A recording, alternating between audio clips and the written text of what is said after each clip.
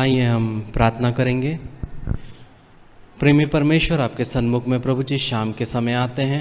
आपने सुंदर सा मौका हमारे जीवन में दिया, इसलिए आपका धन्यवाद देते प्रभु जी। पिछले हफ्ते भर आप हमारे साथ रहे प्रभु जी, हर दुख मुसीबत बीमारी और एक्सीडेंट से बचा के रखा, इसलिए आपका धन्यवाद देते प्रभु जी। आज के सुंदर समय में आपके हाथों में अपने आप को प्रभु जी हम सब देते हैं प्रभु जी। जो लोग रास्ते में हैं प्रभु जी, उन्हें सुरक्षित रूप से पहुंचने के लिए प्रभु जी मदद करिए प्रभु जी। और प्रभु जी आज का बाइबल स्टडी, आज का चर्च सर्विस प्रभु जी हर एक के लिए आशीष का कारण होने पाए प्रभु जी। हर एक डिस्टर्बेंसेस को हम कैंसिल करते हैं प्रभु जी। शैतान के कोई भी चाल और कार्य प्रबल न होने पाए प्रभु जी। ऐसा आप कर रहे प्रभु जी, इसलिए आपका धन्यवाद देते प्रभु जी। ये छोटी सी विनती आपके बेटे यीशु नासरी के नाम से मांगते हैं, सुन और कबूल कर। आमीन आमीन आमीन। आज का जो बाइबल स्टडी है उसका टॉपिक है प्रार्थना, और प्रार्थना क्यों करना है और प्रार्थना करने से क्या होता है, हम उस विषय पे आज हम बाइबल स्टडी में देखेंगे। जब हम प्रार्थना का हम डेफिनेशन देखते हैं तो उसका मतलब है टॉकिंग टू गॉड, परमेश्वर से बात करना, वार्तालाप करना। और जब हम उससे बात करते हैं और जितना हम उससे बात करते हैं उतना हम उसे समझ पाते हैं, उतना परमेश्वर के साथ हम जुड़ पाते हैं और उतना हम खुद को भी समझ पाते हैं। और सभी प्रार्थना जो हम करते हैं उसको विश्वास से करना बहुत ज़रूरी है। जब हम जेम्स चैप्टर 1 वर्स 6 पढ़ते हैं, जब हम याकूब 1 उसका 6 पढ़ते हैं, वहाँ पे लिखा है, पर विश्वास से मांगे और कुछ ना संदेह करे, क्योंकि संदेह करने वाला समुद्र की लहर के समान है जो हवा से बहती और उछलती है। तो यहाँ पे हम देख सकते हैं कि क्या लिखा है कि विश्वास से मांगे। जब आप प्रार्थना कर रहे हैं तो आपके अंदर में विश्वास होना बहुत ज़रूरी है कि परमेश्वर क्या करेगा, आपके प्रार्थना को उत्तर देगा और परमेश्वर आपको क्या कर रहा है, सुन रहा है। और जब हम परमेश्वर से प्रार्थना करते हैं तो यीशु मसीह के नाम पर करना बहुत ज़रूरी है। जब हम जॉन चैप्टर 16 वर्स 23 पढ़ते हैं, यूहन्ना 16 उसका 23, उसमें लिखा है, उस दिन तुम मुझसे कुछ ना पूछोगे, मैं तुमसे सच सच कहता हूँ, यदि पिता से कुछ मांगोगे तो वो मेरे नाम से तुम्हें देगा। किसके नाम पे?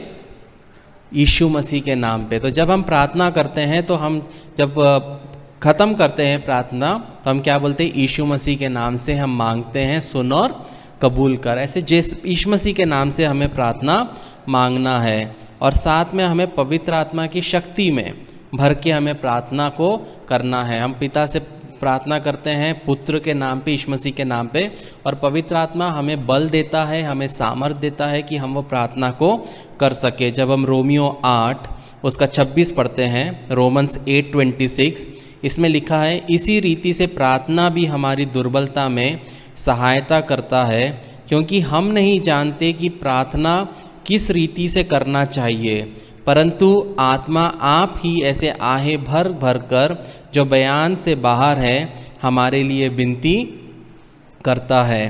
तो यहाँ पे हम देख सकते हैं कि पवित्र आत्मा हमारे जगह क्या करता है, प्रार्थना करता है। इसलिए हमें पवित्र आत्मा से भर के प्रार्थना करना बहुत आवश्यक है। अगर आप नॉर्मली प्रेयर करोगे तो 5 मिनट, 10 मिनट, 15 मिनट आप प्रेयर करोगे और आप क्या हो जाओगे, थक जाओगे। लेकिन जब आप आत्मा से भर के आप प्रार्थना करते हैं तब आप 1 घंटा, 2 घंटा, 3 घंटा भी हो जाए तो भी आप आत्मा में क्या करते हैं, आप बढ़ते जाते हैं। और आत्मा में आप प्रार्थना करने के लिए आत्मा आपको बल देता है और आपको सामर्थ्य देता है। तो जब हम प्रार्थना के बारे में देखते हैं तो जो दुष्ट लोग हैं वो प्रार्थना करना पसंद नहीं करते। अगर एक व्यक्ति दुष्ट है, पाप में है, दुनिया में है, तो वो कभी भी प्रार्थना करना पसंद नहीं करेगा। जब हम साम 10 वर्स 4 पढ़ते हैं, भजन संहिता 10 उसका 4, उसमें लिखा है, दुष्ट अपने अभिमान के कारण कहता है कि वह लेखा नहीं लेने का, उसका पूरा विचार यही है कि परमेश्वर है ही नहीं। तो यहाँ पे क्या है, देख सकते हैं कि दुष्ट अपने अभिमान के कारण कहता है कि वह लेखा नहीं लेने का, उसका पूरा विचार यही है कि परमेश्वर है ही नहीं। तो जो दुष्ट लोग हैं वो प्रार्थना करना पसंद नहीं करेंगे, जो पाप में है वो प्रार्थना करना पसंद नहीं करेंगे, लेकिन परमेश्वर के बच्चों में प्रार्थना करने की स्वाभाविक इच्छा होती है। तो जब हम अपने आप को परमेश्वर के संतान कहते हैं, परमेश्वर के पुत्र और पुत्री कहते हैं, तो बहुत ज़रूरी है कि हमारे अंदर में वो इच्छा होना, क्योंकि जब यीशु मसीह के साथ यीशु मसीह के चेले थे तब उन्होंने यीशु मसीह को बोला, जब हम लूका 11 उसका 1 पढ़ते हैं, जब हम लूक चैप्टर 11 वर्स 1 पढ़ते हैं, वहाँ लिखा है, फिर वह किसी जगह प्रार्थना कर रहा था और जब वह प्रार्थना कर चुका तो उसके चेले में से एक ने उससे कहा, हे प्रभु, जैसे यूहन्ना ने अपने चेलों को प्रार्थना करना सिखलाया वैसे ही हमें तू भी सिखा। तब यीशु मसीह के साथ में क्या थे? चेले लोग थे, और उन्होंने यीशु मसीह को बोला हमें प्रार्थना करना सिखा। मतलब उनके अंदर में क्या थी? एक इच्छा जागी कि मुझे प्रार्थना करना है। तो जब हम यीशु मसीह के साथ में चलते हैं, हम यीशु मसीह के लिए चलते हैं, तब हमारे अंदर से वो इच्छा आना बहुत ज़रूरी है कि मुझे प्रार्थना करना है। तो सवाल ये उठता है कि हमें प्रार्थना क्यों करना है? जब हम प्रार्थना करते हैं तब हम परमेश्वर की सेवा और उसकी आज्ञा मानते हैं और एक रूप से हम उसके लिए अपने आप को समर्पित करते हैं। जब हम लूक चैप्टर 2 वर्स 36 to 38 पढ़ते हैं, लूका 2 उसका 36 से 38, वहाँ पे हम एक स्त्री के बारे में देख सकते हैं जिसका नाम फनुएल करके है, और उस लिखा है, और अशेर के गोत्र में से हन्ना, उसका नाम हन्ना था, हन्ना नाम फनुएल की बेटी एक भविष्यवक्तिन थी। वह बहुत बूढ़ी थी और ब्याह होने के बाद 7 वर्ष अपने पति के साथ रह पाई। वह 84 वर्ष से विधवा थी और मंदिर को नहीं छोड़ती थी, पर उपवास और प्रार्थना कर करके दिन रात उपासना किया करती थी। और वह उस घड़ी वहाँ आकर प्रभु को धन्यवाद करने लगी और उन सबों से जो यरूशलेम के छुटकारे की बाट जोते थे उनके विषय में बातें करने लगी। तो यहाँ पे हम देख सकते हैं कि एक स्त्री जो हन्ना नाम की स्त्री थी, वह 7 साल उसकी शादी होती है, उसके बाद उसके पति क्या हो जाते हैं? मृत्यु हो जाती है, और अभी वह 84 वर्ष की है, विधवा है, और वो मंदिर को नहीं छोड़ती थी, मतलब कलीसिया को नहीं छोड़ती थी, और उपवास और प्रार्थना दिन रात करती थी। और जब वो यीशु मसीह को देखती है 38वें वचन में, तब वहाँ लिखा है कि वो यीशु मसीह के विषय में लोगों को बताने लगी। तो हमारे जीवन में भी क्या करना है? हमें दिन रात, हमें कंटिन्यूसली जब भी हमें मौका मिलता है, हमें हमेशा परमेश्वर के सन्मुख में प्रार्थना करना बहुत ज़रूरी है। ऐसा ज़रूरी नहीं है कि आप क्या बोलते, खाना खाते वक्त प्रार्थना नहीं कर सकते, गाड़ी चलाते वक्त प्रार्थना नहीं कर सकते। जब भी आपको समय मिले आप हमेशा परमेश्वर के साथ में एक रिश्ते को बनाए रख सकते हैं। दूसरा जो कारण है हम प्रार्थना करते हैं, क्योंकि परमेश्वर हमें प्रार्थना करने की आज्ञा देते हैं। जब हम फिलिपियंस चैप्टर 4 वर्सेस 6 and 7 पढ़ते हैं, जब हम फिलिपियों 4 उसका 6 से 7 पढ़ते हैं, वहाँ पे लिखा है, किसी भी बात की चिंता मत करो, परंतु हर एक बातें में तुम्हारे निवेदन, प्रार्थना और विनती के द्वारा धन्यवाद के साथ परमेश्वर के सन्मुख उपस्थित किए जाए। तब परमेश्वर की शांति जो समझ से बिल्कुल परे है, तुम्हारे हृदय और तुम्हारे विचारों को मसीह यीशु में सुरक्षित करती है। तो यहाँ पे हम देख सकते हैं वचन कहता है कि किसी भी बात की हमें क्या नहीं करना है?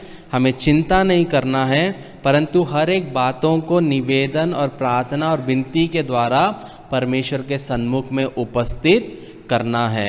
निवेदन करना, प्रार्थना करना, विनती करना, ये तीनों एक ही तरह के चीज़ें हैं, लेकिन हमें हमेशा परमेश्वर से निवेदन करना है, उसी से प्रार्थना करना है, और उसी से हमें क्या करना है? विनती करना है।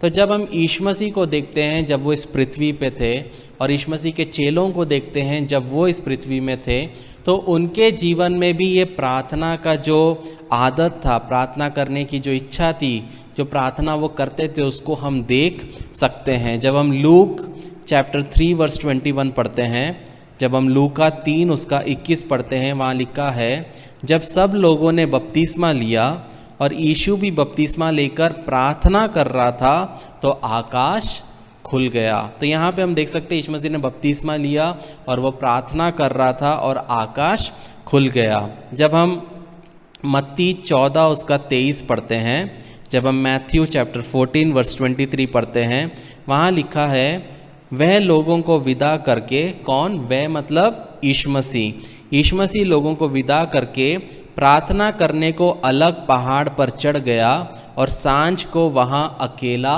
था। तो यहाँ पे हम देख सकते हैं कि यीशु मसीह लोगों से जो मिलते हैं उनको छोड़ के यीशु मसीह अकेले में एकांत में प्रार्थना करने चले गए। फिर से जब हम मरकुस 6 उसका 46 पढ़ते हैं, मार्क चैप्टर 6 वर्स 46 उसमें लिखा है, वहाँ पे भी हम देख सकते हैं यीशु मसीह क्या करते हैं, और उन्हें विदा करके पहाड़ पर प्रार्थना करने को गया। तो वहाँ पे भी यीशु मसीह लोगों को विदा करके पहाड़ पर प्रार्थना करने को चले गए। और जब हम प्रेरितों के काम 2 उसका 42 पढ़ते हैं, वहाँ पे हम देख सकते हैं एक्ट्स चैप्टर 2 वर्स 42, वहाँ पे लिखा है, और वे प्रेरितों से शिक्षा पाने और संगति रखने में और रोटी तोड़ने में और प्रार्थना करने में लौलीन रहे। प्रार्थना करने में वो लोग क्या थे? लौलीन थे। तो हमेशा हमें क्या चीज़ें इम्पॉर्टेंट है? शिक्षा पाना। जो अभी हम 4 से 5 जो बाइबल स्टडी हो रहा है, यहाँ पे हम क्या कर रहे हैं? शिक्षा पा रहे हैं कि बाइबल कैसा है। दूसरा, संगति रखने के लिए जब हम कलीसिया में आते हैं, एक सबसे बात करते हैं, मिलते हैं, साथ में परमेश्वर की आराधना करते हैं, तब वो क्यों है? संगति करने के लिए। और फिर रोटी तोड़ना मतलब प्रभु भोज लेना। अभी तक वो हमने अभी नहीं किया है, नेक्स्ट ईयर से हम वो स्टार्ट करेंगे। तो प्रभु भोज मतलब यीशु मसीह हमारे लिए मारा गया, गाड़ा गया, तीसरे दिन जी उठा, तो उसके स्मरण में हम रोटी तोड़ते हैं और दाखरस पीते हैं। और फिर उसके बाद हम देखते हैं कि प्रार्थना में लौलीन। तो हमारे जीवन में हमें यहाँ पे भी हम प्रार्थना करते हैं, और जब हम घर में हैं तब भी हमें क्या करना है? अच्छे से हमें प्रार्थना करना है। तो यदि यीशु मसीह जो परमेश्वर के पुत्र होते हुए उन्होंने प्रार्थना करना उचित समझा, तो हमें नहीं करना चाहिए? हमें भी करना है, क्योंकि यीशु मसीह परमेश्वर के पुत्र होते हुए उनने भी प्रार्थना किया। पर प्रार्थना करने का एक और कारण है कि परमेश्वर चाहता है कि हम प्रार्थना समाधान पाने के लिए करें। मतलब बहुत बार हमारे जीवन में जब तंगी मुसीबत आती है, प्रॉब्लम्स आते हैं, तो परमेश्वर चाहता है कि हम उसके सन्मुख में आए, ना कि लोगों के सामने जाए। बहुत बार हमारे जीवन में जब प्रॉब्लम्स आती है तब हम कहाँ चले जाते? लोगों के सामने, अपने परिवारों के सामने। लेकिन परमेश्वर चाहता है कि जब हम प्रार्थना करते हैं तब हमारी हर एक स्थितियों में, परिस्थितियों में समाधान प्राप्त करने के लिए हमको उसके सामने आना है। और एक और जो कारण है जब हम प्रार्थना करते हैं वो है बड़े फैसलों की तैयारी करते हुए हमें प्रार्थना करना है। ये बहुत आवश्यक है। जब हमारे जीवन में हम बड़ा काम करने जा रहे हैं या छोटा काम करने जा रहे हैं, प्रार्थना करना कि परमेश्वर मुझे तैयार कर, तेरी क्या योजना है, तू कैसा चाहता है, मैं क्या करूं, मैं कैसे आगे बढ़ूं। तो परमेश्वर क्या करेगा? आपको बल और सामर्थ देगा। जब हम लूका 6 उसका 12 और 13 पढ़ते हैं, जब हम लूक 6:12-13 पढ़ते हैं, वहाँ लिखा है, और उन दिनों में वे पहाड़ पर प्रार्थना करने को निकला और परमेश्वर से प्रार्थना करने में सारी रात बिताई। जब दिन हुआ तो उसने अपने चेलों को बुलाकर उनमें से 12 चुन लिए और उनको प्रेरित कहा। तो यीशु मसीह को हम देख सकते हैं जो कि परमेश्वर का पुत्र है, लेकिन जब वो अपने लिए 12 चेलों को ढूंढ रहा था या उनको चुनने वाला था, उसके पहले सारी रात, ऐसा नहीं है कि 1 घंटा, ऐसा नहीं कि 15 मिनट, ऐसा नहीं 3 घंटा, सारी रात यीशु मसीह उस चीज़ के लिए प्रार्थना करते गए। तो हमारे जीवन में भी जब बड़े से बड़ा डिसीजन हमको लेना है, जब हमें परमेश्वर के सामने में चलना है और हमें हमारे जीवन में से कठिन परिस्थिति आते हैं कि मैं क्या करूं, तब हमें लोगों से पूछने की ज़रूरत नहीं है, बस प्रार्थना करना है। परमेश्वर खुद अपनी समझ बुद्धि ज्ञान से हमें क्या करेगा, बल देगा। एक और जो कारण है प्रार्थना करने का, वो है दुष्ट आत्माओं को निकालने के लिए। जब हम प्रार्थना का जीवन हमारे जीवन में होता है, जब हम प्रार्थना करते हैं, तब हम दुष्ट आत्माओं को अपने लोगों में से हम निकालने में सामर्थी होते हैं। जब हम मत्ती 17 उसका 14 से 21 पढ़ते हैं, मैथ्यू चैप्टर 17 वर्सेस 14 to 21, वहाँ लिखा है, जब वे भीड़ के पास पहुँचे तो एक मनुष्य उनके पास आया और घुटने टेक कर कहने लगा, हे प्रभु, मेरे पुत्र पर दया कर, क्योंकि उसको मिर्गी आती है और वे बहुत दुख उठाता है और बार बार आग में और बार बार पानी में गिर पड़ता है। और मैंने उसको तेरे चेलों के पास लाया, पर वे अच्छा नहीं कर सके। यीशु ने उत्तर दिया कि हे अविश्वासी और हठीले लोगों, मैं कब तक तुम्हारे साथ रहूँगा, कब तक तुम्हारी सहूँगा, उसे यहाँ मेरे पास लाओ। तब यीशु ने उसे घुड़का और दुष्ट आत्मा उसमें से निकला और लड़का उसी घड़ी अच्छा हो गया। तब चेलों ने एकांत में यीशु के पास आकर कहा, हम इसे क्यों नहीं निकाल सके? उसने उनसे कहा, अपने विश्वास की घटी के कारण, क्योंकि मैं तुमसे सच कहता हूँ, यदि तुम्हारा विश्वास राई के दाने भी बराबर भी हो, तो इस पहाड़ से कह सकोगे कि यहाँ से सरक कर वहाँ चला जा, तो वे चला जाएगा और कोई बात तुम्हारे लिए अनहोनी ना होगी।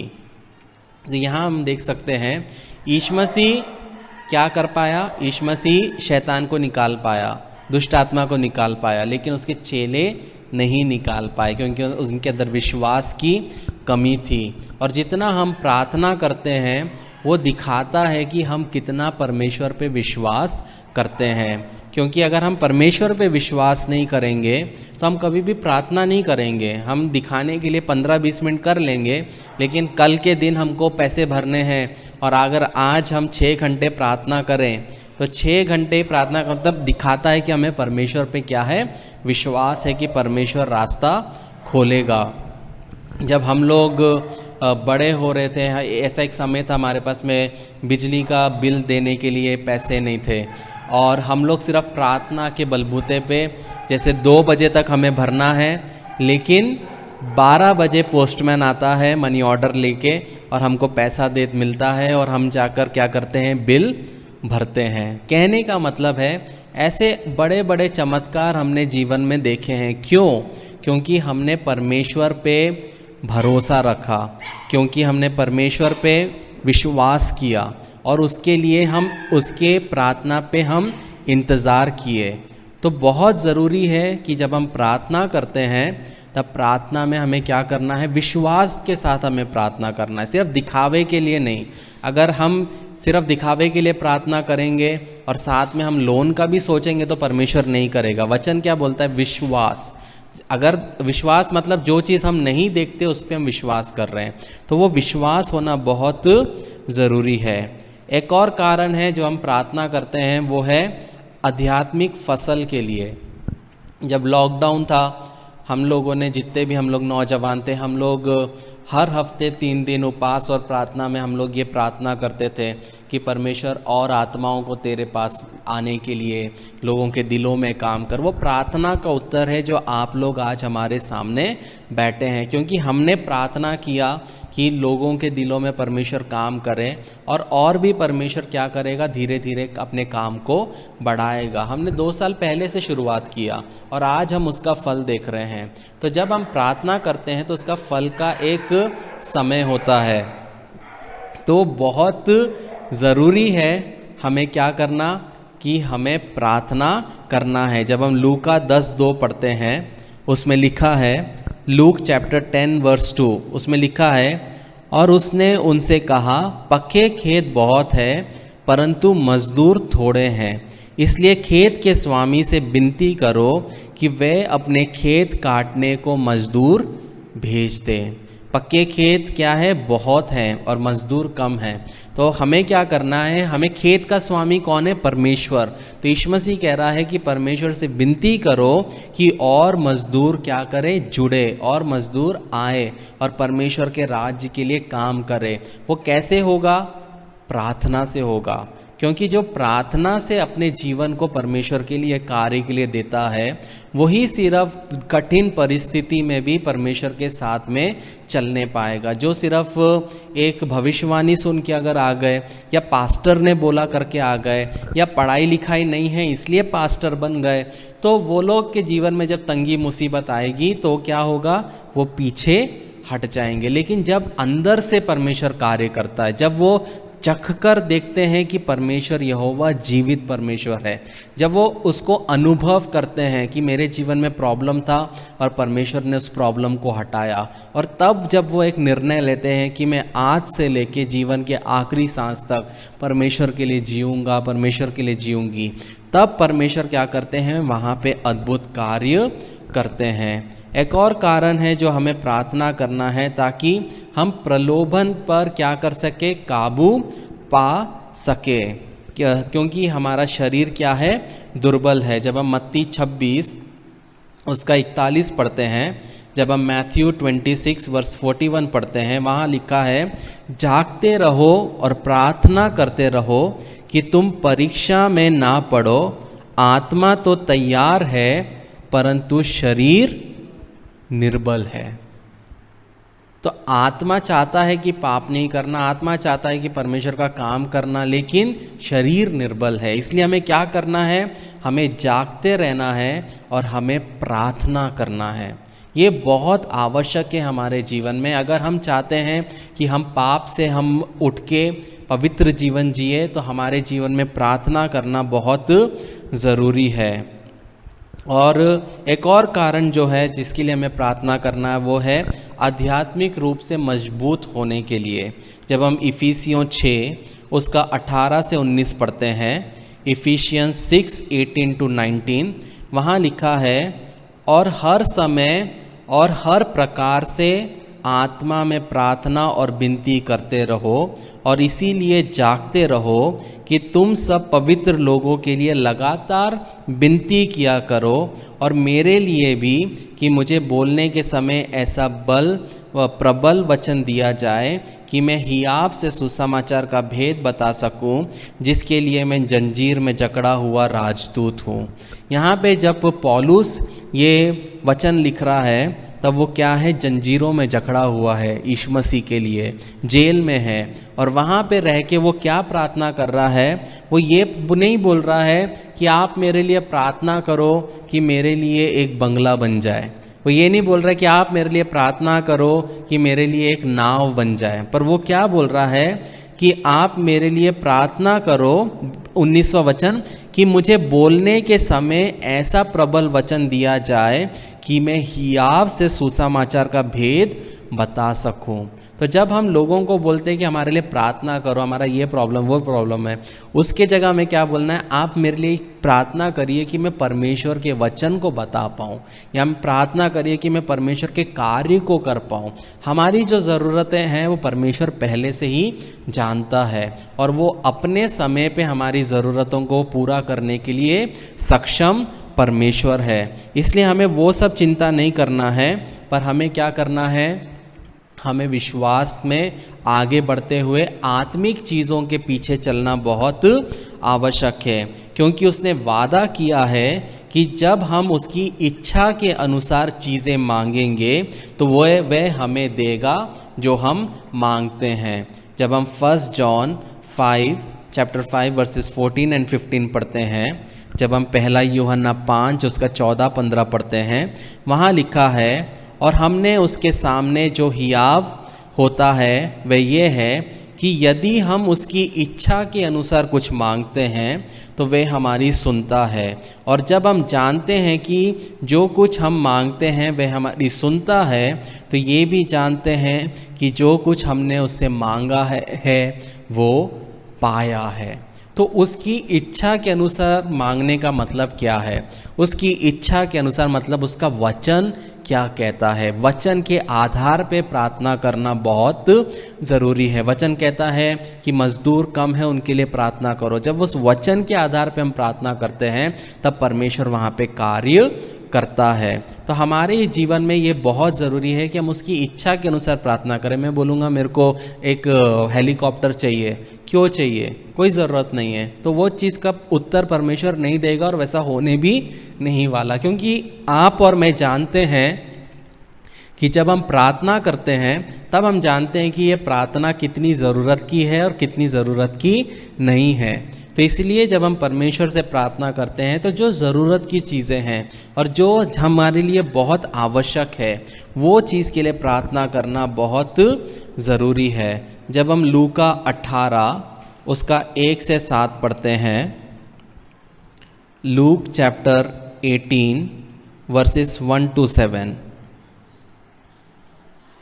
वहाँ लिखा है, फिर उसने इसके विषय में एक नित्य प्रार्थना करना और हियाव ना छोड़ना चाहिए उनसे ये दृष्टांत कहा कि किसी नगर में एक न्यायी रहता था जो ना परमेश्वर से डरता था और ना किसी मनुष्य की परवाह करता था। और उसी नगर में एक विधवा भी रहती थी जो उसके पास आकर कहती थी कि मेरा न्याय चुकाकर मुझे मुद्दई से बचा।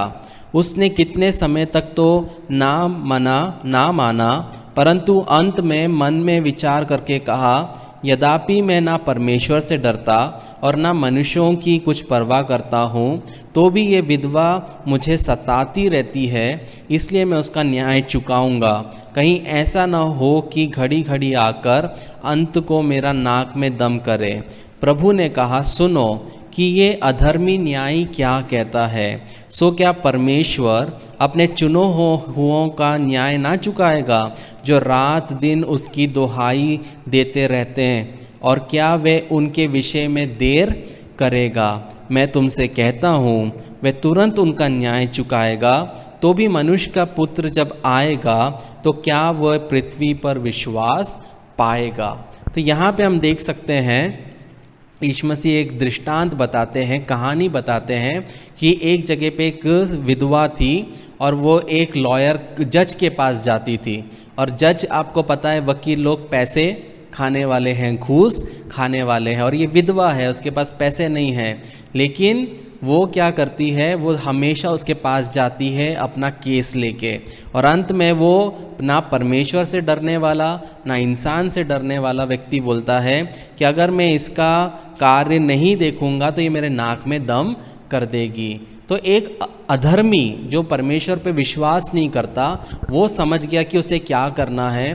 तो परमेश्वर जो जीवित है, जिसके आप संतान हो, तो वो हमारे लिए कितना करेगा। लेकिन 8वां वचन एक चीज़ कहता है कि मैं तुमसे कहता हूँ वे तुरंत उनका न्याय चुकाएगा।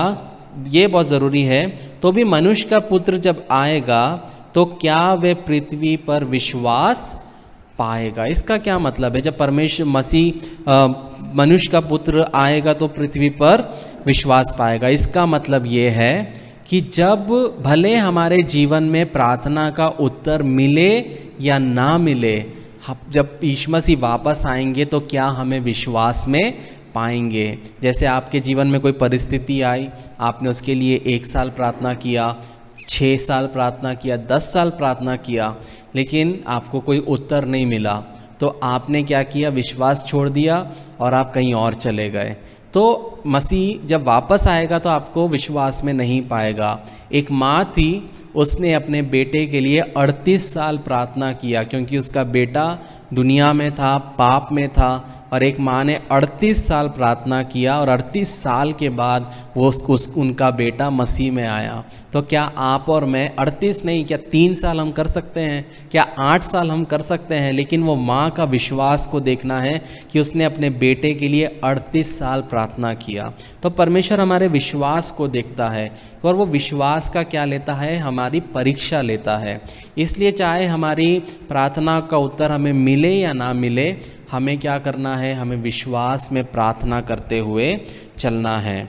जब हम लूका 11 पढ़ते हैं, लूका 11 5 से 12, लूक चैप्टर 11 वर्सेस 5 to 12, वहाँ लिखा है, और उसने उनसे कहा, तुम में से कौन है कि उसका एक मित्र हो और वे आधी रात को उसके पास आकर उससे कहे कि हे मित्र, मुझे 3 रोटियां दे, क्योंकि एक यात्री मित्र मेरे पास आया है और उसके आगे रखने के लिए मेरे पास कुछ नहीं है। और वह भीतर से उत्तर दे कि मुझे दुख ना दे, अब तो द्वार बंद है और मेरे बालक मेरे पास बिछौने पर है, इसलिए मैं उठकर तुझे दे नहीं सकता। मैं तुमसे कहता हूँ, यदि उसका मित्र होने पर भी उसे उठकर ना दे, तो भी उसके लज्जा छोड़कर मांगने के कारण उसे जितनी आवश्यकता हो उतनी उठकर देगा। और मैं तुमसे कहता हूँ कि मांगो तो तुम्हें दिया जाएगा, ढूंढो तो तुम पाओगे, खटखटाओ तो तुम्हारे लिए खोला जाएगा। क्योंकि जो कोई मांगता है उसे मिलता है, और जो कोई ढूंढता है वह पाता है, और जो खटखटाता है उसके लिए खोला जाएगा। तुम में से ऐसा कौन पिता होगा कि जब उसका पुत्र रोटी मांगे तो उसे पत्थर दे, या मछली मांगे तो मछली के बदले सांप दे, या अंडा मांगे तो उसे बिच्छू दे। जब तुम बुरे होकर अपने लड़के बालों को अच्छी वस्तुएं देना जानते हो, तो स्वर्गीय पिता अपने मांगने वाले को पवित्र आत्मा क्यों ना देगा। तो यहाँ पे हम देख सकते हैं कि एक मनुष्य से एक छोटा बच्चा अपनी माँ से अगर ब्रेड मांगेगा तो वो उसको सांप नहीं देगी, वो उसको ब्रेड देगी, अच्छा खाना देगी। तो हम मनुष्य होते हुए जब हम अच्छा देना जानते हैं तो कितना इम्पॉर्टेंट है कि जब हम यीशु मसीह से कुछ मांगते हैं, जब हम परमेश्वर से मांगते हैं, तो हमें क्या करना है, हमें निरंतर मांगते रहना है जब तक वो हमें मिल नहीं जाता। तो हमने यहाँ पे एक विधवा स्त्री को देखा, और ये भी जो हमने पैसेज देखा वहाँ पे भी हम देख सकते हैं, दोनों में क्या करना है, निरंतर प्रार्थना करना है, और ये बहुत ज़रूरी है। लेकिन जब हम याकूब 4 उसका 3 पढ़ते हैं, जेम्स चैप्टर 4 वर्स 3, वहाँ लिखा है, तुम मांगते हो और पाते नहीं, इसलिए कि बुरी इच्छा से मांगते हो, ताकि अपने भोग विलास में उड़ा दो। मतलब आप चाहते हो कि आपके जीवन में अच्छी नौकरी मिले, अच्छा सैलरी मिले, अच्छा बिजनेस हो, लेकिन अगर आपकी इच्छा ये है कि आपको उसको भोग विलास में उड़ाना है, आपको उसको दुनिया के पीछे उड़ाना है, तो क्या होगा, आप अपने जीवन में परमेश्वर के आशीष को देख नहीं पाओगे। इसलिए क्या करना है, जब हम मांगते हैं तो हमारे अंदर की सोच विचार परमेश्वर जांचता है कि ये क्यों चाहता है, इसकी पीछे क्या वजह है। तो मैं हमेशा लोगों को एक चीज़ बोलता हूँ, अगर आप जीवन में सक्सेसफुल होना चाहते हो, अगर आप जीवन में हर एक क्षेत्र में बढ़ना चाहते हो, तो बहुत ज़रूरी है हर एक काम आप जो करते हो वो परमेश्वर के साथ करो, परमेश्वर के साथ ख़त्म करो, और सबसे इम्पॉर्टेंट है कि वो परमेश्वर के लिए करो। ये बहुत ज़रूरी है। जब आप कोई भी चीज़ की शुरुआत करते हो तो आपको परमेश्वर के साथ शुरुआत करना है, परमेश्वर के साथ ख़त्म करना है, और सबसे इम्पॉर्टेंट है कि परमेश्वर के लिए करना है। तब आप देखोगे कि आपके जीवन में परमेश्वर आपके प्रार्थनाओं का उत्तर देगा। जब आप काम करते हो, आपका बिजनेस करते हो, प्रभु जी ये बिजनेस तेरा है, ये मैं तेरी महिमा के लिए करता हूँ। जब हम उसकी शुरुआत करते हैं, आप ट्यूशन्स लेते हैं या आप क्लास में पढ़ाते हैं, हर एक चीज़ में आप बोलोगे इसके लिए क्या प्रेयर करना, लेकिन हर एक चीज़ में क्या करना है, परमेश्वर को महिमा देना है। मैं जब गाड़ी लेके चलता हूँ और मैं जब सिग्नल में पहुँचता हूँ और ग्रीन लाइट हो जाता है, तो मैं उसके लिए भी परमेश्वर को धन्यवाद देता हूँ कि मुझे रुकना नहीं पड़ा, और क्या हो गया, सिग्नल मेरे लिए खुल गया। तो हर एक छोटी सी छोटी चीज़, बड़ी सी बड़ी चीज़, उसमें हमें क्या करना है, परमेश्वर को धन्यवाद देना बहुत ज़रूरी है। क्योंकि प्रार्थना जो है परमेश्वर के साथ में बातचीत है, और इसे बिना रुके हमें करना बहुत आवश्यक है। जस्ट इमेजिन हम अपने पति से, पत्नी से, बच्चों से बात करते हैं तो कितना हम आनंदित होते हैं, अपने माता पिता से बात करते हैं तो हम कितने खुश होते हैं। तो जब हम परमेश्वर से बात कर रहे हैं तो हमें कितना आनंदित होना बहुत ज़रूरी है। जब हम 1 थिस्सलुनीयंस 5 चैप्टर 16 to 18 पढ़ते हैं, जब हम 1 थिस्सलुनियों 5 उसका 16 से 18 पढ़ते हैं, वहाँ लिखा है, सदा आनंदित रहो, निरंतर प्रार्थना में लगे रहो, हर बात में धन्यवाद करो, क्योंकि तुम्हारे लिए मसीह यीशु में परमेश्वर की यही इच्छा है। तो हमेशा हमें क्या करना है? आनंदित रहना है, हमें मसीह में खुश रहना है और निरंतर प्रार्थना में लगे रहना है। और हर बात में हमें क्या करना है? हमें धन्यवाद देना है। तो बहुत ज़रूरी है कि आप कुछ भी करो, कहीं पे भी जाओ, मसीह में लवलीन रहो, खुश रहो, उसके साथ प्रार्थना करते रहो, उससे बात करते रहो, और आप उस देखोगे कि आप मसीह से और प्रेम करने लगोगे, क्योंकि आप उसके साथ में बातचीत कर रहे हो और आप उसकी आवाज़ सुन पाओगे, आप उससे उसके उत्तर को आप सुन पाओगे। आप बोलोगे ऐसा कैसे हो सकता है, लेकिन ऐसा होता है। लेकिन जब आप उसके साथ में चलते हैं तो एक सवाल उठता है कि हमें किस प्रकार प्रार्थना करना चाहिए। तो प्रार्थना 4 प्रकार से बाइबल के अनुसार हम कर सकते हैं, और ऐसा बाइबल में कहीं नहीं लिखा है कि तू ऐसा नहीं कर सकता, वैसा नहीं कर सकता। लेकिन जब हम नहम्याह 9 उसका 5 पढ़ते हैं, नहम्याह चैप्टर 9 वर्स 5, वहाँ पे हम देख सकते हैं, फिर यहोशू, कदमीएल, बानी, हशबन्या, शेरेबिया, होदनिया, शबनिया और पतहिया नाम लेवियों ने कहा, खड़े हो, अपने परमेश्वर यहोवा को अनादिकाल से अनादिकाल तक धन्य कहो, तुम्हारा महिमा युक्त नाम धन्य कहा जाए, जो सब धन्यवाद और स्तुति से परे हैं। तो यहाँ पे वो क्या कहते हैं? लेवियों खड़े हो। तो जब हम प्रार्थना करते हैं तो पहला जो पोजीशन है वो है हम खड़े होके प्रार्थना कर सकते हैं।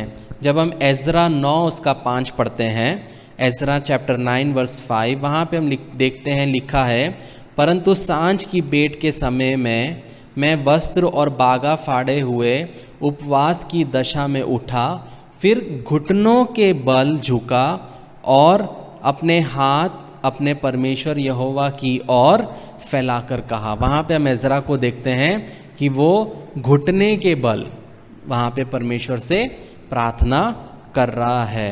जब हम पहला इतिहास 1 क्रॉनिकल्स चैप्टर 17 वर्स 16 पढ़ते हैं, वहाँ पे लिखा है, तब दाऊद राजा भीतर जाकर यहोवा के सन्मुख बैठा। तो यहाँ पे हम देख सकते हैं कि जो राजा दाऊद था वो परमेश्वर के सामने प्रार्थना करने के लिए सामने में जाके बैठा। और चौथा है, जब हम निर्गमन एक्सोडस चैप्टर 34 वर्स 8 पढ़ते हैं, एक्सोडस चैप्टर 38 वर्स 8, वहाँ लिखा है, तब मूसा ने फुर्ती कर पृथ्वी की ओर झुककर दंडवत किया। तो यहाँ पे हम देखते हैं कि मूसा जब प्रार्थना कर रहा है तब वो झुक कर रहा है, या खड़े होकर, घुटने टेक कर, बैठते हुए, या फिर झुक कर। ये हम बाइबल में देखते हैं कि लोग इस प्रकार से क्या करते हैं? प्रार्थना किए हैं। जब हम पहला तिमोती 2 उसका 8 पढ़ते हैं, वहाँ पे हम देखते हैं, लिखा है 1 तिमोती चैप्टर 2 वर्स 8, उसमें लिखा है, सो मैं चाहता हूँ कि हर जगह पुरुष बिना क्रोध और विवाद के पवित्र हाथों को उठाकर प्रार्थना किया करें। तो जब हम प्रार्थना करते हैं तब हम क्या करते हैं? अपने हाथों को उठा के प्रार्थना करते हैं। क्यों?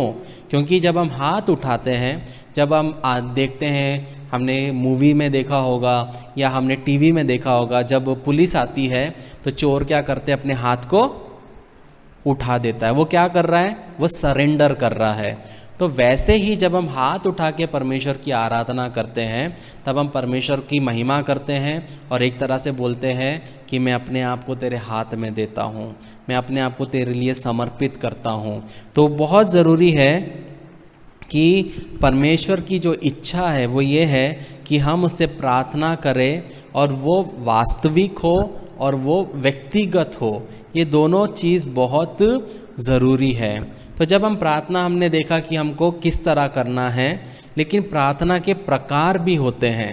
प्रार्थना किस प्रकार से हमें करना है, जब हम मत्ती 6 उसका 6 पढ़ते हैं, जब हम मैथ्यू चैप्टर 6 वर्स 6 पढ़ते हैं, वहाँ लिखा है, जब तुम प्रार्थना करें तो अपनी कोठरी में जा और द्वार बंद करके अपने पिता से जो गुप्त में है प्रार्थना कर, और तब तेरा पिता जो गुप्त में देखता है तुझे प्रतिफल देगा। तो यहाँ पे हम देख सकते हैं, पहला जो चीज़ है, जब हम प्रार्थना करते हैं तो वो प्रार्थना गुप्त भी हो सकती है। मतलब आप अकेले जाकर परमेश्वर के सामने में प्रार्थना कर रहे हैं, आपको दिखाने की ज़रूरत नहीं है कि आप प्रार्थना कर रहे हो। प्रार्थना कर रहे हो तो फ़ोटो लेके स्टेटस में डालने की ज़रूरत नहीं है कि आपने प्रार्थना किया है।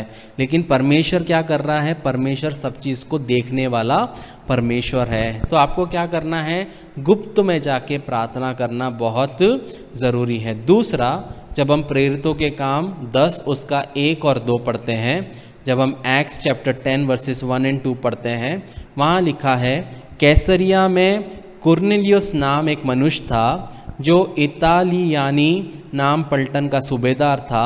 वे भक्त था और आप अपने सारे घराने समेत परमेश्वर से डरता था और यहूदी लोगों को बहुत दान देता था और बराबर परमेश्वर से प्रार्थना करता था। किसके साथ? सारे घराने समेत। तो मतलब दूसरा प्रकार का जो प्रार्थना होना चाहिए हमारे जीवन में, वो ये है कि परिवार के साथ। आपका गुप्त प्रार्थना अलग है, परिवार के साथ प्रार्थना करना अलग है। जब हम देखते हैं प्रेरितों के काम 10 उसका 30, वही चैप्टर में हम देखते हैं कि कुरनेलियुस ने कहा कि इस घड़ी पूरे 4 दिन हुए कि जब मैं घर में तीसरे पहर को प्रार्थना कर रहा था कि देखो एक पुरुष चमकीला वस्त्र पहने हुए मेरे सामने आ खड़ा। तो जब हम प्रार्थना करते हैं, जब कुरनेलियुस प्रार्थना कर रहा था तो उसे स्वर्गदूत का दर्शन मिला। ये नहीं लिखा है कि वो काम कर रहा था। तो जब हम प्रार्थना में लवलीन रहते हैं और जब हम प्रार्थना करते हैं, तब वहाँ पे हम क्या देखते हैं, हमें परमेश्वर दर्शन देता है, हमें परमेश्वर क्या करता है, विजन्स दिखाता है और परमेश्वर हमसे बात करता है।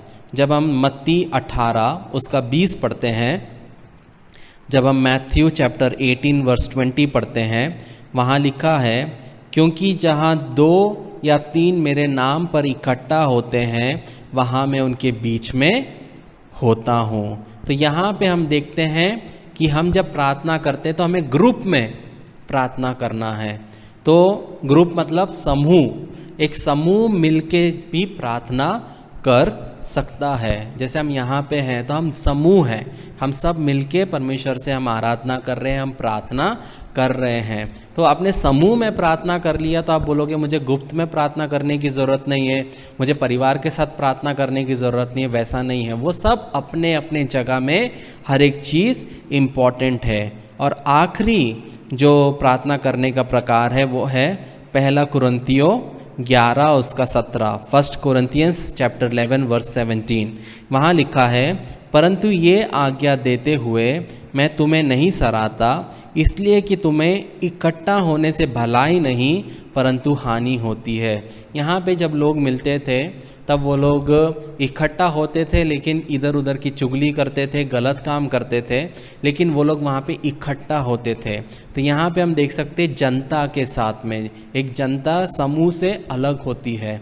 तो वहाँ पे हम देख सकते हैं जब हम प्रार्थना करते हैं तब हम जनताओं के साथ में मिलकर भी हम क्या कर सकते हैं, हम प्रार्थना कर सकते हैं। लेकिन याद रखिए कि बहुत बार हमारे जीवन में कमी होने की वजह से परमेश्वर हमारी प्रार्थना को नहीं सुनता। जब हम जोब चैप्टर 27 वर्सेस 8 और 9 पढ़ते हैं, जब हम अय्यूब 27 उसका 8 और 9 पढ़ते हैं, वहाँ लिखा है, जब ईश्वर भक्तिहीन मनुष्य का प्राण ले ले तो यद्यपि उसने धन भी प्राप्त किया हो तो भी उसकी क्या आशा रहेगी। जब वे संकट में पड़े तब क्या ईश्वर उनकी दुहाई सुनेगा। कहने का मतलब है जब आप पाप में रहोगे, परमेश्वर के अनुसार नहीं चलोगे, तब परमेश्वर आपकी प्रार्थना को नहीं सुनता है। जब हम अय्यूब 35 उसका 13 पढ़ते हैं, जब हम जोब चैप्टर 35 वर्स 13 पढ़ते हैं, वहाँ लिखा है, निश्चय ईश्वर व्यर्थ बातें कभी नहीं सुनता और ना सर्वशक्तिमान उन पर चित्त लगाता है। अगर आप प्रार्थना में व्यर्थ बातों को करोगे तो परमेश्वर कभी नहीं सुनने वाला। आपको लगता है आप चिल्ला दोगे परमेश्वर को तो परमेश्वर डर जाएंगे, परमेश्वर सुनेगा ही नहीं। परमेश्वर जानता है आपको, हम परमेश्वर को कभी धमकी नहीं दे सकते। जब हम मीका 3 उसका 4 पढ़ते हैं, जब हम माइका 3:4 पढ़ते हैं, वहाँ लिखा है, वह उस समय यहोवा की दुहाई देंगे परंतु वह उनकी ना सुनेगा, वरंतु उस समय वह उनके बुरे कामों के कारण उनसे मुंह फेर लेगा। ये वचन कहता है, मैं नहीं कह रहा हूँ। कहने का मतलब है आप अधर्म काम करोगे और आप परमेश्वर से अलग कर दिए जाओगे और आपके पापों के कारण क्या करेगा, परमेश्वर आपसे मुंह मोड़ लेगा। इसलिए अब बहुत ज़रूरी है कि हमें क्या करना है, कि हमें प्रार्थना करना है, हमें पवित्र जीवन जीना है। तो अगर आपकी प्रार्थना आप चाहते हो कबूल हो, तो बहुत ज़रूरी है कि आप गलत मकसद से प्रार्थना ना करें। तो पहला चीज़ है, जब हम प्रार्थना करते हैं हमेशा हमारा जो मकसद है वो अच्छा होना चाहिए। जब हम किसी के लिए प्रार्थना करते हैं उसकी भलाई के लिए होना चाहिए, उसके परिवार के लिए होना चाहिए। तो हम जब प्रार्थना करते हैं और अगर वो सुनी नहीं जा रही तो उसका मतलब है कहीं ना कहीं हमारे प्रार्थना में स्वार्थ है। तो हमारे प्रार्थना में स्वार्थ कभी नहीं होना चाहिए। और दूसरा कारण है, अगर हमारे जीवन में पाप है तो परमेश्वर हमारी प्रार्थना को नहीं सुनेगा। जब हम भजन संहिता 66 उसका 18 पढ़ते हैं, जब हम साम चैप्टर 66 वर्स 18 पढ़ते हैं, वहाँ लिखा है, यदि मैं मन में अनर्थ बात सोचता तो प्रभु मेरी ना सुनता। अगर आपके और मेरे जीवन में अनर्थ बातें हम सोचते रहेंगे, गलत चीज़ें हम सोचते रहेंगे, उसके बाद में हम जितना भी प्रार्थना कर ले परमेश्वर नहीं सुनेगा। तो हम चाहते हैं कि परमेश्वर हमारी प्रार्थना को सुने, तो हमें पवित्र जीवन जीना है, बुराई से बैर रखना है और अपने पापों को मानना है। जब हम पहला यूहन्ना 1 उसका 9 पढ़ते हैं, उसमें लिखा है, 1 जॉन चैप्टर 1 वर्स 9, यदि हम अपने पापों को मान ले तो वे हमारे पापों को क्षमा करने और हमें सब अधर्म से शुद्ध करने में विश्वास योग्य और धर्मी हैं। अगर हम अपने पापों को क्या करेंगे, मानेंगे। तो अगर आप चाहते हैं परमेश्वर आपकी प्रार्थना को सुने, गलती होगी, हम इंसान होने के नाते हम पाप करेंगे।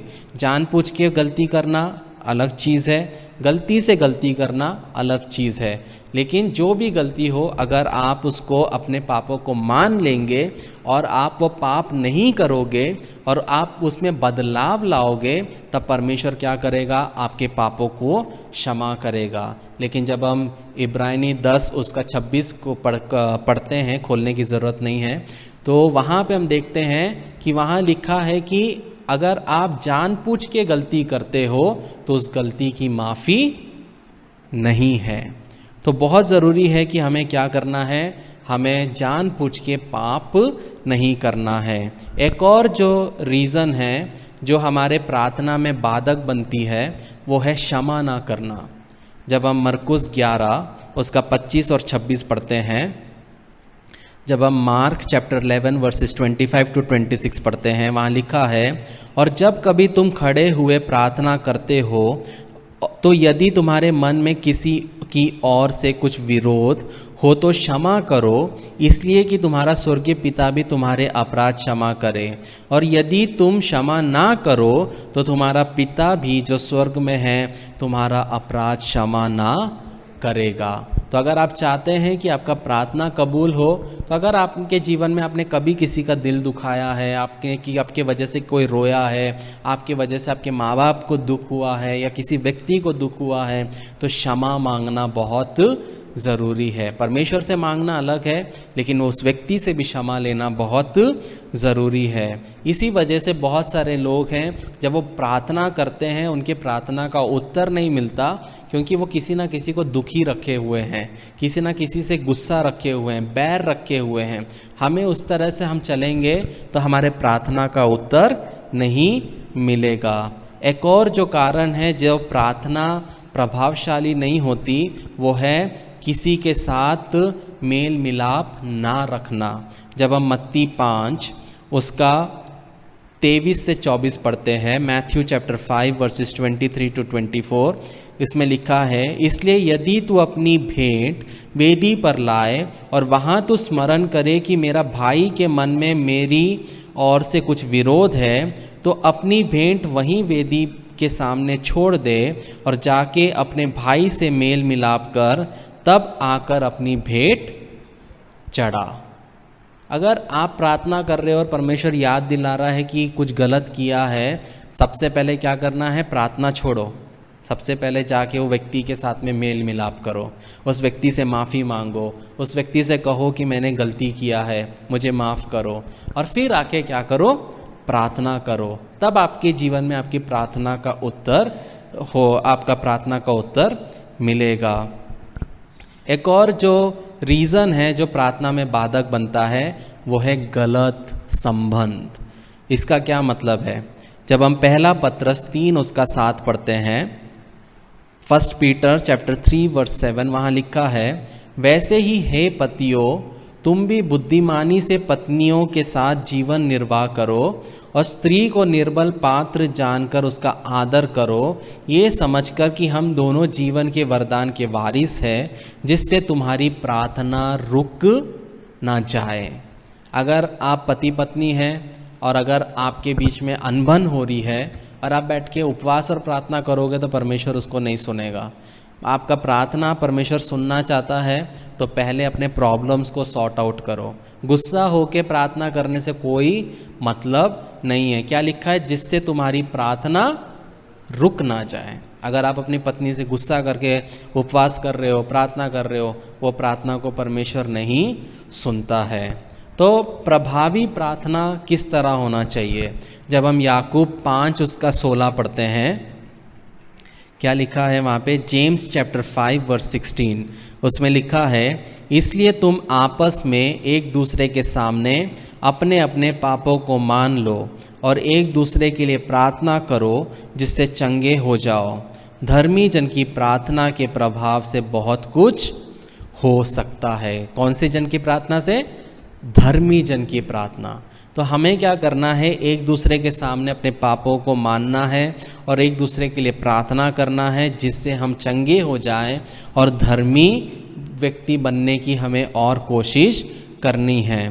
तो जब हम प्रार्थना करते हैं तो बहुत ज़रूरी है कि हमें क्या करना है? गंभीरता से प्रार्थना करना है। जब हम सीरियसली हमें प्रार्थना करना है, इसलिए नहीं कि आज आपने बाइबल स्टडी में सुना, घर में गए, आपने प्रार्थना शुरुआत किया और फिर 2 दिन के बाद भूल गए, क्योंकि आज मैंने वचन सुना है तो आज से मैं प्रार्थना करूँगा या तो करूँगी, लेकिन 2 दिन में ठंडे पड़ गए। वैसा नहीं, गंभीरता के साथ में क्या करना है? प्रार्थना को करना है। और दूसरा, जब हम प्रार्थना करें तो पवित्र आत्मा के द्वारा हमें करना है। जैसे हमने रोमियो 8:26 में देखा, वहाँ पे लिखा है कि आत्मा हमारी निर्बलता में सहायता करता है। तो आत्मा क्या है? हमें आत्मा से भर के प्रार्थना करना है। तीसरा चीज़ जो है वो हमने देखा याकूब में कि धर्मी जन की प्रार्थना। तो क्या लिखा है? रोमियो 4 उसका 5 और 8 जब हम देखते हैं, रोमन्स चैप्टर 4 वर्सेस 5 to 8, वहाँ लिखा है, परंतु जो काम नहीं करता वरन भक्तिहीन के धर्मी ठहराने वालों पर विश्वास करता है, उसका विश्वास उसके लिए धार्मिकता गिना जाता है। जिसे परमेश्वर बिना कर्मों के धर्मी ठहराता है, उसे दाऊद भी धन्य कहता है कि धन्य वे हैं जिनके अधर्म क्षमा हुए और जिनके पाप ढांपे गए। धन्य है वे मनुष्य जिसे परमेश्वर ने पापी ना ठहराया। तो बहुत ज़रूरी है कि हमें परमेश्वर के सामने में क्या करना है? प्रार्थना करना है, पवित्र जीवन जीना है, ताकि परमेश्वर हमारी प्रार्थनाओं को कबूल करें। और जब हम प्रार्थना करते हैं तब वो क्या करती है? प्रार्थना परमेश्वर को आकर्षित करती है। मतलब हम जब तैयार होते हैं, हम जब अच्छे से कोट सूट पहनते हैं, हम सोचते हैं कि हमको अच्छा दिखना है। क्यों?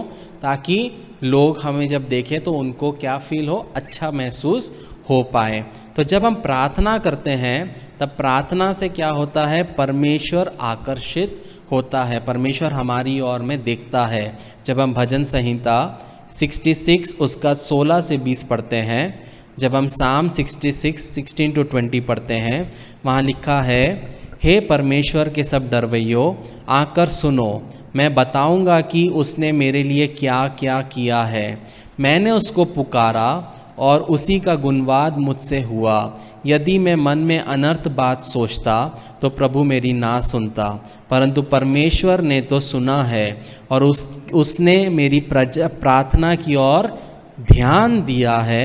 धन्य है परमेश्वर जिसने ना तो मेरी प्रार्थना अनसुनी की और ना मुझसे अपनी करुणा दूर कर दी है। तो जब हम प्रार्थना करते हैं तब परमेश्वर हमारी प्रार्थना को सुनता है, हमारा परमेश्वर का ध्यान हमारे ऊपर में आता है। दूसरा चीज़, जब हम प्रार्थना करते हैं तब परमेश्वर हमारे लिए स्वर्गदूतों को हमारे विषयों के लिए में भेजता है। हम सोचते हैं कि कैसे होगा, लेकिन परमेश्वर स्वर्गदूतों को भेजता है। जब हम दानियल 9 उसका 20 से 23 पढ़ते हैं, जब हम डैनियल 9 चैप्टर 20 to 23 पढ़ते हैं, यहाँ लिखा है, इस प्रकार मैं प्रार्थना करता और अपने इस्राएली जाति भाइयों के पाप का अंगीकार करता हुआ अपने परमेश्वर यहोवा के सन्मुख उसके पवित्र पर्वत के लिए गिड़गिड़ाकर विनती करता था। तब वह पुरुष जिब्राइल जिस मैंने उस समय देखा जब मुझे पहले दर्शन हुआ था, उसने वेग से उड़ने की आज्ञा पाकर सांझ के अनबली के समय मुझको छू लिया और मुझे समझाकर मेरे साथ बातें करने लगा। और उसने मुझसे कहा, हे दानियल, मैं तुझे बुद्धि और प्रवीणता देने को अभी निकल आया हूँ। जब तू गिड़गिड़ाकर विनती करने लगा तभी इसकी आज्ञा निकली, इसलिए मैं तुझे बताने आया हूँ, क्योंकि तू अति प्रिय ठहरा है। इसलिए उस विषय को समझ ले कि दर्शन का बात का अर्थ बूझ ले। यहाँ पे जब दानियल ने प्रार्थना किया तो परमेश्वर ने जिब्राइल को, जो स्वर्गदूत है, उसको दानियल के पास में भेजा। तो जब हम प्रार्थना करते हैं तब क्या होता है? परमेश्वर अपने दूतों को भेजता है। बहुत बार मुझे प्रेयर रिक्वेस्ट आता है जिसमें वो बोलते हैं कि मैं सुसाइड करने का सोच रहा हूँ, मेरे जीवन में ये प्रॉब्लम है, वो प्रॉब्लम है। तो हम प्रार्थना करके क्या प्रार्थना करते हैं? प्रभु जी तू अपने स्वर्गदूतों को भेज, क्योंकि हम वो सिटी में नहीं जा सकते, हम वो देश में नहीं जा सकते। परमेश्वर अपने स्वर्गदूतों को भेजता है और वहाँ पे वो कार्य करता है। तीसरा चीज़, जब हम प्रार्थना करते हैं तब वो क्या करता है? दुष्ट आत्माओं को प्रार्थना तोड़ता है, नष्ट करता है। और चौथा चीज़, जब हम प्रार्थना करते हैं तो वो प्रार्थना हमें परमेश्वर के साथ में और खोलता है। खोलता है का मतलब क्या है? कि परमेश्वर के साथ को हम और अच्छे से समझ पाते हैं। जैसे एक पिता और बेटा जब वो बड़े होते हैं तो पिता और बेटे में बहुत दूरी रहती है, लेकिन जैसे बेटा बड़ा होता है धीरे धीरे पिता के साथ में क्लोज होता है और बेटा क्या करता है? पिता के साथ में खुलता है। बेटा भी अपने पिता से जोक करता है और मस्ती करता है। उसी तरीके से जब हम परमेश्वर के साथ में हम प्रार्थना करते हैं तब क्या होता है कि हमें परमेश्वर बदलता है और हम परमेश्वर से और खुलते हैं और परमेश्वर से और अच्छा रिश्ता बना पाते हैं। पांचवा चीज़, जब हम प्रार्थना करते हैं तब प्रार्थना दूसरों को बदलता है। जब हम प्रार्थना करते हैं तो मेरा कलीसिया बदलता है, मेरा परिवार बदलता है, मेरा सोसाइटी बदलता है, मेरा देश बदलता है। इसलिए हमें प्रार्थना करना चाहिए। और आखिरी चीज़, जब हम प्रार्थना करते हैं तो परमेश्वर हमारे आत्मिक आँखों को खोलता है। हम जो यहाँ पे हम देख रहे हैं एक दूसरे को, लेकिन जो हम नहीं देख सकते वो हम आत्मिक आंखों से हम देख पाते हैं। तो जब हम दूसरा राजा 6 उसका 15 पढ़ते हैं, वहाँ लिखा है, भोर को परमेश्वर के भक्त का टहलुआ उठा और निकल कर क्या देखता है कि घोड़ों और रथों समेत एक दल नगर को घेरे हुए पड़ा है। और उसके सेवक ने उससे कहा, हाय मेरे स्वामी, हम क्या करें? उसने कहा, मत डर, क्योंकि जो हमारी ओर है वे उनसे अधिक है जो उनकी ओर है। तब एलीशा ने ये प्रार्थना की, हे यहोवा, इसकी आंखें खोल दे कि ये देख सके। तब यहोवा ने सेवक की आंख खोल दी, और जब वे देख सका तब क्या देखा कि एलीशा के चारों ओर का पहाड़ अग्निमय घोड़ों और रथों से भरा हुआ है। तो यहाँ पे हम देख सकते हैं कि जब गेहसी था, एलीशा का जो साथी था, वो नहीं देख सकता था, वो सिर्फ देख सकता था जो लोग लड़ने आए हैं। लेकिन परमेश्वर का दास क्या देख सकता था? घुड़सवारों को, अग्नि में घुड़सवारों को देख सकता था। तो जब हम प्रार्थना करते हैं और परमेश्वर के साथ में चलते हैं, तब परमेश्वर हमारी आत्मिक आँखों को खोलता है, ताकि जो है और जो नहीं दिख रहा है उन दोनों चीज़ को हम क्या कर सके? हम देख सके। एक बार एक परमेश्वर की दासी रोड से जा रही थी और वो परमेश्वर से बहुत प्रार्थना करती थी।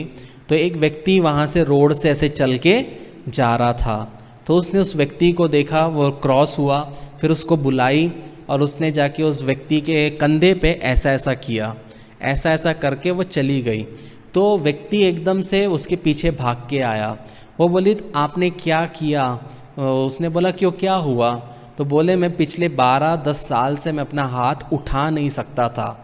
तब उसने बोला कि जब मैंने तुम्हें देखा तो मैंने तुम्हारे कंधे पे एक शैतान को देखा, और मैंने उस शैतान को दूर किया तो तुम्हारा कंधा फिर से चलने लगा। तो वो क्या हुआ? जब हमारी आत्मिक आंखें खुलती है, तब हम परमेश्वर के, तब हम मनुष्य के सोच विचारों को, मनुष्य जो हमसे छुपा रहा है, मनुष्य जो हमको बता नहीं रहा है, जो कोई देख नहीं सकता, वो परमेश्वर क्या करता है? हमें दिखाता है।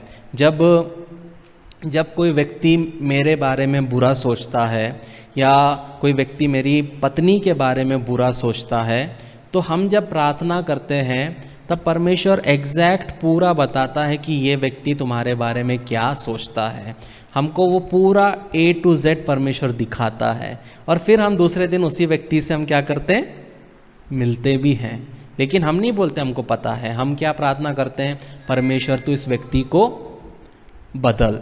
क्योंकि जो एलीशा था, एलीशा या एलाइजा था, वो राजा जो अपने भवन में बात करता था, वो चीज़ परमेश्वर उसको बताता था, और वो अपने राजा को बताता था कि दूसरा राजा ऐसे तुम पे हमला करने वाला है, और राजा को बताता था, और वैसे वो लोग लड़ने जाते थे। तो हमें परमेश्वर क्या करता है? आत्मा के द्वारा हमें परमेश्वर बताता है। एक बार का एक सो रहा था मैं, तो परमेश्वर ने मुझे एक स्वप्न दिखाया, और उस स्वप्न में एक औरत को दिखाया, और वो औरत मेरे साथ में कुछ गलत करना चाहती थी। सपने में मुझे दिखाया। तो परमेश्वर ने एक दिन पहले मुझे वो चीज़ दिखा दिया। दूसरे दिन उसी व्यक्ति का क्या होता है? मुझे मैसेज आता है। मुझे पता है कि इस व्यक्ति ने कल मेरे बारे में क्या सोचा है, लेकिन परमेश्वर मुझे पहले ही वो दिखाया। सेम मेरी पत्नी के साथ भी परमेश्वर पहले दिखा देता है कि सामने वाला इंसान उसके बारे में क्या सोच रहा है, उसके बारे में कैसा सोचता है। हर एक चीज़ परमेश्वर हमें बताता है। क्यों? क्योंकि हम जब परमेश्वर के साथ में चलते हैं, परमेश्वर हमें आत्मा से भरता है। जब आप मुझसे बात करते हैं, तब मैं आपके सामने मैं स्माइल कर रहा हूँ, मैं आपको हंस रहा हूँ, आपसे बात कर रहा हूँ, लेकिन आपके हर एक वर्ड को मैं क्या करता हूँ? मैं स्कैन करता हूँ। मैं अपने आत्मा में आपके बोल को स्कैन करता हूँ कि आप कितना सच बोल रहे हो और कितना झूठ बोल रहे हो। और परमेश्वर क्या करता है? बताता है, दिखाता है। तो जब हम परमेश्वर के साथ चलते हैं, तभी वो चीज़ हो सकता है। जब हमारे जीवन में प्रार्थना का जीवन है, तभी ये चीज़ हो सकता है। इसलिए जब हम बिजनेस करते हैं, जब हम कुछ कार्य करते हैं, तब हमें आत्मा से भरा हुआ बहुत ज़रूरी है। जब हम आत्मा से भरते हैं तो कोई हमें ठग नहीं सकता, कोई हमें बेवकूफ़ नहीं बना सकता।